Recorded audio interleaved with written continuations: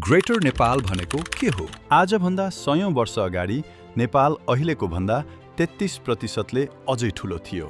त्यसमा इन्डिया र तिब्बतको केही भूभाग पर्थ्यो। विभिन्न कारणले विभिन्न सन्धि सम्झौता मार्फत नेपालले त्यो भूभाग गुमाउनु पर्यो। ग्रेटर नेपाल के आजको दिनमा सम्भव छ त? कसरी? दुईटा तरिका छ। एउटा कूटनीतिक तरिका छ, अर्को युद्ध मार्फत। हामी इन्डिया र चाइनासँग युद्ध लड्न सक्छौं त? सक्छौं। जसरी युक्रेनले रसियासँग लडिरहेको छ, त्यसरी। पहिला यो बुझौं कि युक्रेनले रसियासँग कसरी लडिरहेको छ। शक्तिशाली देशसँग हतियार किनेर। तर युक्रेनको अर्थतन्त्र त सखाप भइसक्यो त।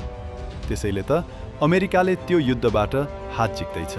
के ग्रेटर नेपाल पनि त्यसरी नै ल्याउने हो त? कोसिस गर्न सकिन्छ। जसरी नेपालका नयाँ राजनीतिज्ञहरूले ग्रेटर नेपालका लागि हामीले लडाईँ लड्ने सन्देश दिइरहेका छन्। भारत र चाइनासँग युद्ध लड्ने भए घरमा बसौँ, नलड्ने भए नेपाललाई फेरि महान बनाउनका लागि बालुवाटार आउनुहोस्।